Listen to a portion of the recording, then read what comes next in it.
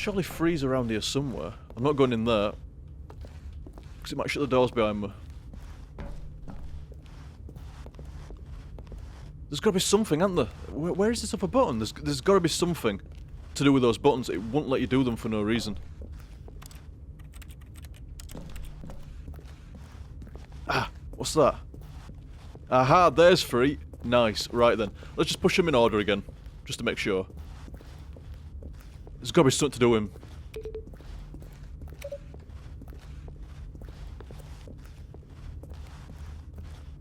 Number 3. I mean, maybe you could have just pushed them in any order, but I don't know. Let's try them in the correct order. 4. Now let's push 5.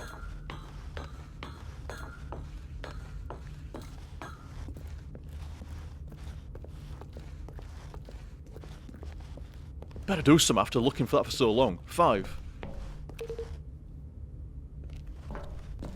What? Nothing's changed down there.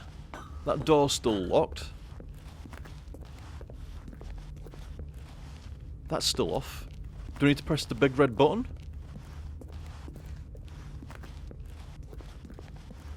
Were they just for sure? Really? They were just for sure? No, I don't buy that in this game. I don't buy that they were just for sure. Oh well. I try pushing them in order. Maybe push them in reverse order. One last try, guys. One last try. I don't know. No, I've already done it now. Maybe you had to press them in the right order to begin with. Maybe they just don't do anything at all. But let's try 5, 4, 3, 2, 1. Tried 1, 2, 3, 4, 5. Let's try 5, 4, 3, 2, 1. And then if it doesn't do anything, it doesn't do anything. Either I've done something wrong, or you need to go down a different branch to be able to do that, or who knows. Maybe it needed a certain code that you were told about, or you could see somewhere. Nah, it's not done anything, has it? Oh well. It was worth a try, it was worth a try. Well, the doors didn't shut me in though. That is one big ass monitor. And when at last he found the source of the room's power, he knew it was his duty, his obligation, to put an end to this horrible place and to everything it stood for.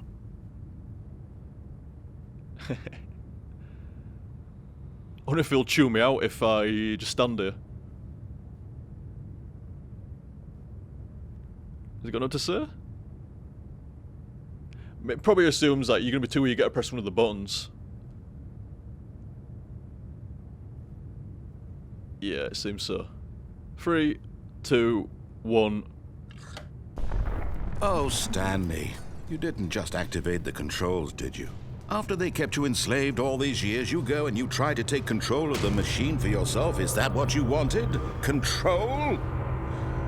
Oh, Stanley, I applaud your effort, I really do. But you need to understand, there's only so much that machine can do. You were supposed to let it go, turn the controls off, and leave. If you want to throw my story off track, you're going to have to do much better than that.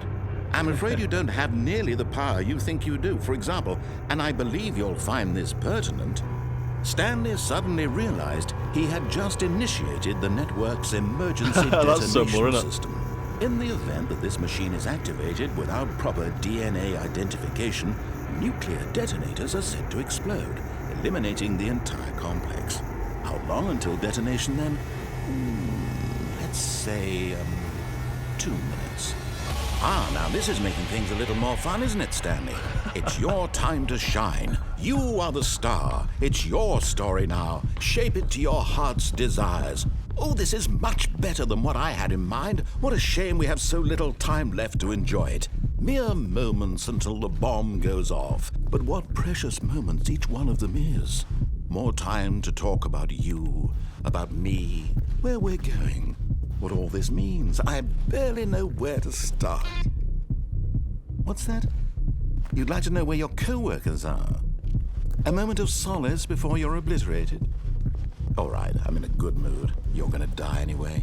I'll tell you exactly what happened to them. I erased them. I turned off the machine. I set you free. Of course, that was merely in this instance of the story. Sometimes when I tell it, I simply let you sit there in your office forever, pushing buttons endlessly and then dying alone. Other times, I let the office sink into the ground, swallowing everyone inside, or I let it burn to a crisp. I have to say this, though, this version of events has been rather amusing. Watching you try to make sense of everything and take back the control wrested away from you, it's quite rich. I almost hate to see it go. But I'm sure whatever I come up with on the next go-around will be even better. My goodness, only 34 seconds left. But I'm enjoying this so much. You know what? To hell with it. I'm going to put some extra time on the clock. Why not? These are precious additional seconds, Stanley. Time doesn't grow on trees. Did I manage to get the door open there because of what I did on this? Is it that you have no idea where you're going or what you're supposed to be doing right now? Or did you just assume when you saw that timer that something in this room was capable of turning it off? Bastard. I mean, look at you. Running from button to button, screen to screen, clicking on every little thing in this room. These numbered buttons, no, these colored ones, or maybe this big red button. Oh my God. Or this door. Everything, anything, something here will save me. Why would you think that, Stanley? That this video game can be beaten? Won? Solved? Do you have any idea what your purpose in this place is?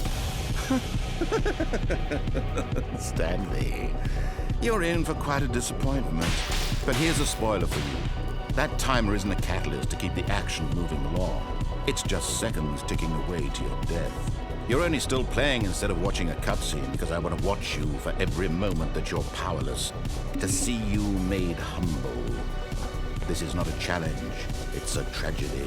You wanted to control this world, that's fine. But I'm going to destroy it first, so you can't. Take a look at the clock, Stanley. That's 30 seconds you have left to struggle. 30 seconds until a big boom and then nothing. No ending here, just you being blown to pieces. Will you cling desperately to your frail life, or will you let it go peacefully? Another choice. Make it count, or don't. It's all the same to me, all a part of the joke. And believe me, I will be laughing at every second of your inevitable life from the moment we fade in until the moment I say, happily ever after. Good shit. In the original, it's like, oh, I bet you're trying to figure this out and figure that out to, like, get out of dying and stuff like that. But that, it genuinely made it seem like you could get out of it. You know, all the buttons and combinations and the password thing and the console and everything. It's like, oh, if you do this stuff, you might be able to, you know, to get another branch or something, another end. Blagging. It's fucked in here now. All of his co-workers were gone. What could it mean? Stanley decided to go to the meeting room. Perhaps he had simply missed a memo. It seems like there's a different mechanic with, like, whether the game ends and that, well, you know, like, does like a soft end and then resets you, or whether you start from the beginning, like, it does change stuff up. Is that guy playing solitaire?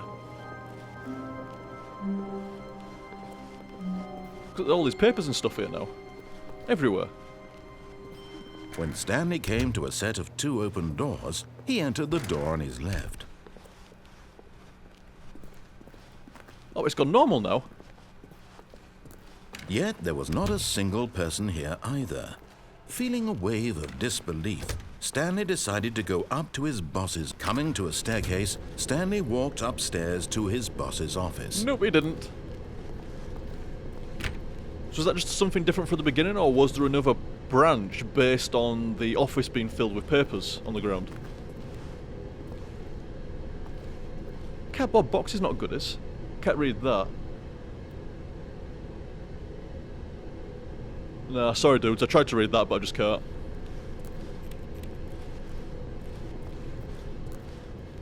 But Stanley just couldn't do it. He considered the possibility of facing his boss, admitting he had left his post during work hours. He might be fired for that. And in such a competitive economy, why had he taken that risk? All because he believed everyone had vanished. His boss would think he was crazy. And then something occurred to Stanley. Maybe, he thought to himself, maybe I am crazy. All of my co-workers blinking mysteriously out of existence in a single moment for no reason at all. None of it made any logical sense. And as Stanley pondered this, he began to make other strange observations. Oh, the looping end. For example, why couldn't he see his feet when he looked down? Why did doors close automatically behind him wherever he went?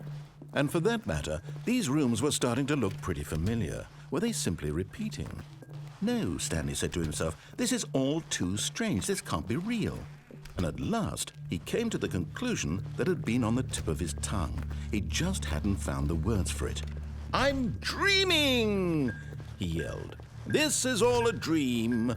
Oh, what a relief Stanley felt to have finally found an answer, an explanation. His co-workers weren't actually gone. He wasn't going to lose his job. He wasn't crazy after all. And he thought to himself, I suppose I'll wake up soon.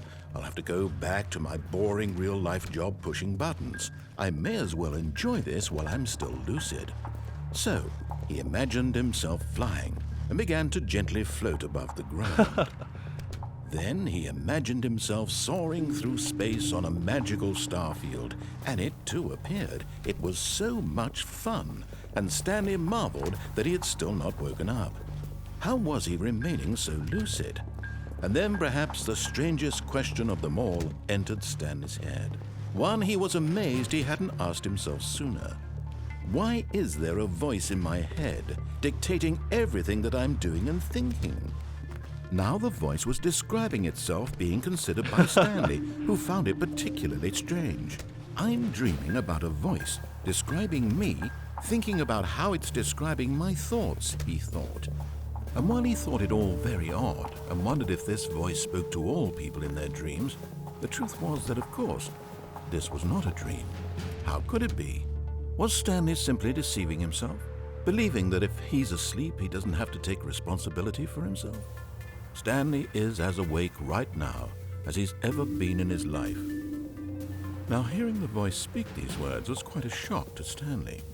After all, he knew for certain, beyond a doubt, that this was in fact a dream. Did the voice not see him float and make the magical stars just a moment ago? How else would the voice explain all that? This voice was a part of himself too. Surely, if he could just... He would prove it. He would prove that he was in control, that this was a dream. So he closed his eyes gently, and he invited himself to wake up. He felt the cool weight of the blanket on his skin, the press of the mattress on his back, the fresh air of a world outside this one. Let me wake up, he thought to himself. I'm through with this dream. I wish it to be over. Let me go back to my job. Let me continue pushing the buttons. Please, it's all I want.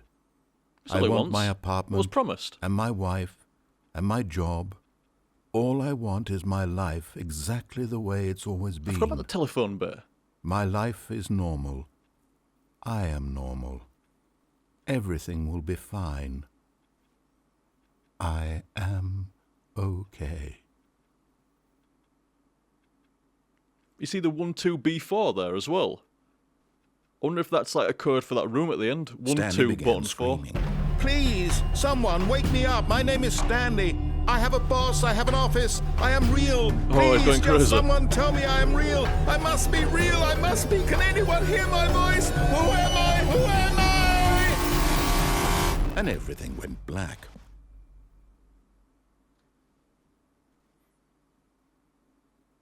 This is the story of a woman named Mariella. Mariella woke up on a day like any other. She arose, got dressed, gathered her belongings, and walked to her place of work. But on this particular day, her walk was interrupted by the body of a man who had stumbled through town talking and screaming. I like to put the madness ending back in collapsed again. Dead on the sidewalk. And although she would soon turn to go call for an ambulance, for just a few brief moments, she considered the strange man. He was obviously crazy. This much she knew. Everyone knows what crazy people look like. And in that moment, she thought to herself how lucky she was to be normal. I am sane. I am in control of my mind. I know what is real and what isn't. It was comforting to think this, and in a certain way, seeing this man made her feel better. But then she remembered the meeting she had scheduled for that day. The very important people whose impressions of her would affect her career, and by extension, the rest of her life. She had no time for this, so it was only a moment that she stood there, staring down at the body. And then she turned and ran.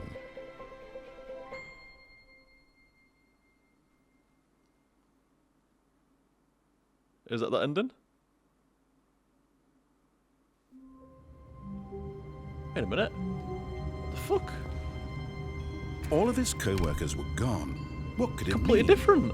Stanley decided to go to the meeting room. Perhaps he had simply missed a memo. It's a completely different beginning bit there. Stanley went around touching every little thing in the office, but it didn't make a single difference, nor did it advance the story in any way. Welcome to the whiteboard ending.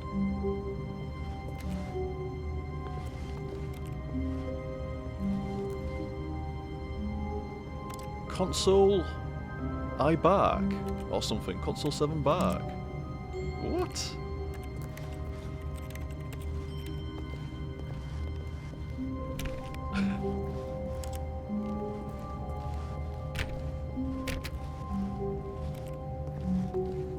Like I say, the developers knew what made the original so damn good and have just amplified it up 10. More branches, more endings, more dialogue, random dialogue and different dialogue when you go through the same areas, different beginning things based on like if you got a hard ending or a soft ending and stuff. Like really, really good. Really good. When Stanley came to a set of 2 open doors, he entered the door on his left. Oh, I did it wrong. I did it wrong, guys. I meant to go through the right door. Yet there was not a single person here either. I meant to go through the right Feeling door a and wave of disbelief, there was like that Stanley decided elevator to go shaft. up to his boss's office. Coming to a staircase, Stanley walked upstairs to his boss's office. There's another thing up here I wanted to always do as well. The moment he entered his manager's office, Stanley froze in his tracks. Not a living soul anywhere. Stanley was in such a rush to get through the story as quickly as possible, he didn't even have a single minute to just let the narrator talk. That kind of anxiety isn't healthy, so he relaxed for a few moments with some calming New Age music.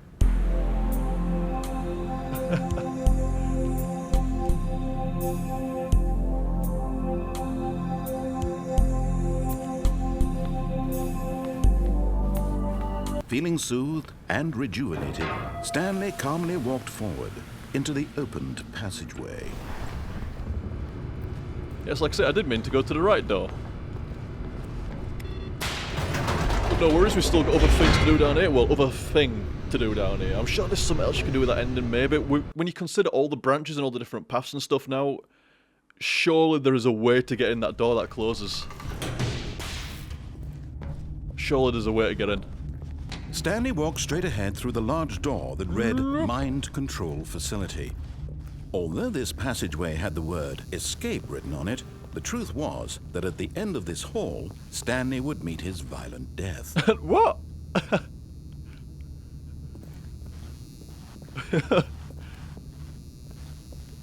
It's not just gonna throw something red down there. It can never be good. It's far away and red. The door behind him was not shut. Stanley still had every opportunity to turn around and get back on track. Nah. At this point, Stanley was making a conscious, concerted effort to walk forward and willingly confront his death.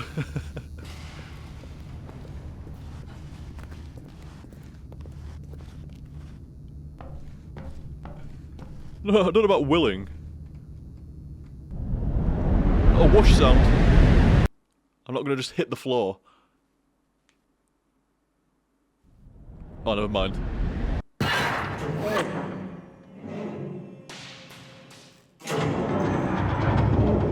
As the machine whirred into motion and Stanley was inched closer and closer to his demise, it reflected that his life had been of no consequence whatsoever. Stanley can't see the bigger picture. He doesn't know the real story, trapped forever in his narrow vision of what this world is.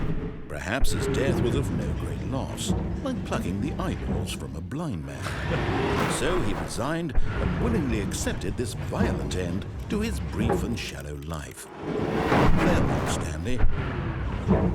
Oh no! Oh! "Farewell, Stanley," cried the narrator, as Stanley was led helplessly into the enormous metal jaws. In a single visceral instant, Stanley was obliterated as the machine crushed every bone in his body, killing him instantly. Oh, not be freed! It's the female narrator again. I think it's a different one, but still. And yet it would be just a few minutes before Stanley would restart the game, back in his office, as alive as ever. What exactly did the narrator think he was going to accomplish? When every path you can walk has been created for you long in advance, death becomes meaningless, making life the same. Do you see now? Do you see that Stanley was already dead from the moment he hit start? Ninja paintings. It's like a museum of the Stanley Parable.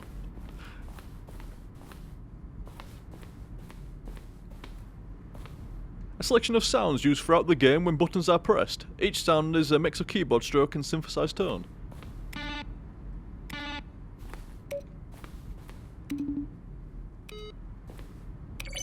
So it is.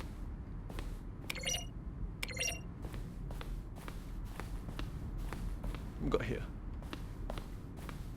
Random computer. The two doors. The set of two doors was the very first concrete piece of the Stanley Parable's design. Once this room was created, the rest of the game emerged as an extension, an exploration of the contradiction this room posed. Filing cabinets. Corridor. The pacing of this opening section was important to get right. The corridor has been moved and altered to make sure the player reaches the two doors in a good time. Office layout. This blueprint shows the office from the beginning of the game.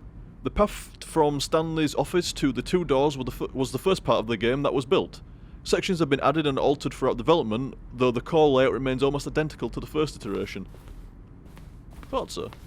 That's Stanley's computer.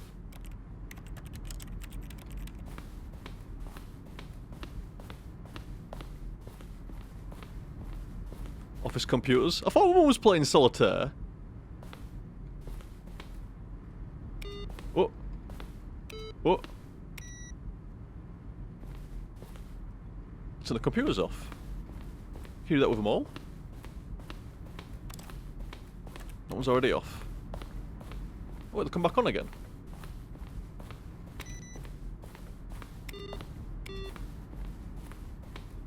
Wait a minute, which way? Wait a minute. That's just the credits. And the impeccable Kevin? I'm not sure how to say that. Mr. Brighting as the narrator. I've never seen someone's name spelled like that. Kevin. Or Kevin. I have not. I've got, like, I know that I sound dumb to anybody that probably knows somebody with that name, but I've never heard that name. I really haven't. Shit, you know. Maintenance room. An early version of the maintenance room. That's the thing I was trying to get to right at the beginning of the, I was saying I went through the wrong door, went to the left, I meant to go to the right and into the maintenance room. I like Stanley Parable Museum. Greenlight. In September 2012, we submitted Stanley Parable to Greenlight. Valve's process of approving games for Steam. The Greenlight page only had a series of cryptic photos, which were still enough to win the community's approval. Stanley Parable HD Remix. I think they did right dropping the HD Remix. More endings, fewer endings, more narrators, fewer narrators. More Stanley, less Stanley. HD Remix. I mean, I guess it's one way of differentiating between the two, but you just call them both Stanley Parable. One's the standalone, one's the HL2 mod. It's fair enough. Warzone. Early in development, we designed an ending where Stanley would end up on a battlefield fighting aliens. The action game would become sentient and would wage war against the narrator.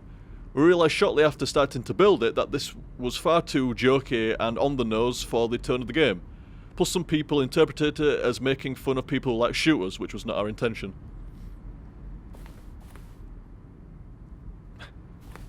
Alien base? Awesome.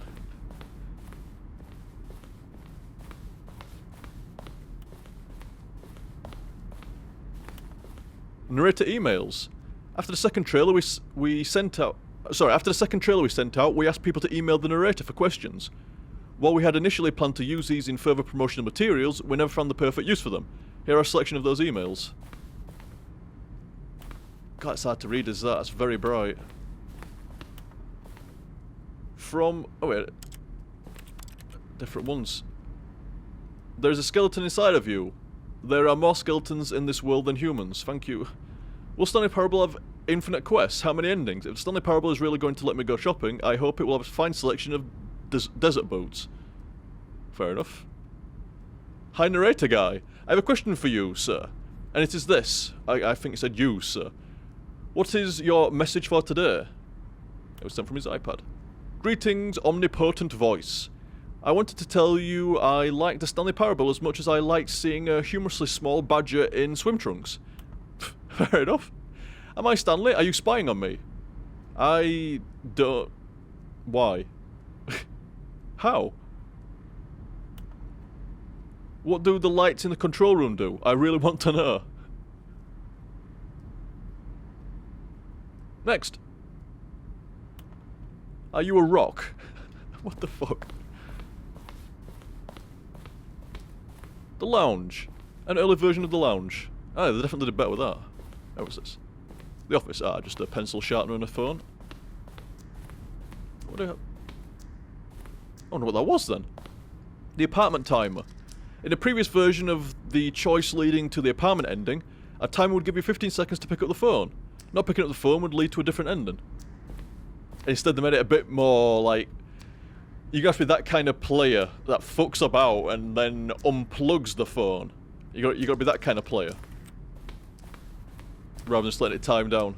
So I guess it's a bit harder to find now. Rather than just... you'd either pick up the phone, wouldn't you, within 15 seconds, or not, and then get the other ending. Whereas now you've got to fuck about, so... The second version is functionally the same as what's in the final game, but we wanted it to look more like a place where cargo is actually stored. Ah, yeah. Yeah, I mean, it's got the same thing. You can go to the right, or you can go all the way up. There's a drop at the bottom and stuff like that. So it is yeah, as it says, it's functionally exactly the same. But the new one looks way better than that, doesn't it? That looks like something out of Portal 2, rather than in an office type place. The cargo lift. The cargo lift was always intended to offer the choice of staying on or jumping to a different path. However, after this early version, we decided we also wanted the option to play falling to their death. I'm getting lost in the museum. Maintenance layout. The flow of hallways following the first two doors was important to get right, since players will replay them so many times. We discussed a number of designs, but ultimately it was the simplest version that won out. First choice, obey to the staircase or disobey. Ooh, wait a minute, there's a vent in the lounge, or at least from maintenance. It's a confusion ending. Ah, cool.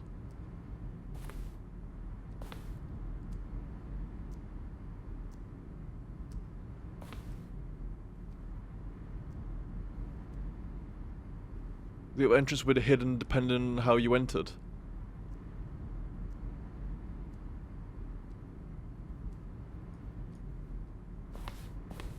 It's a confusion ending.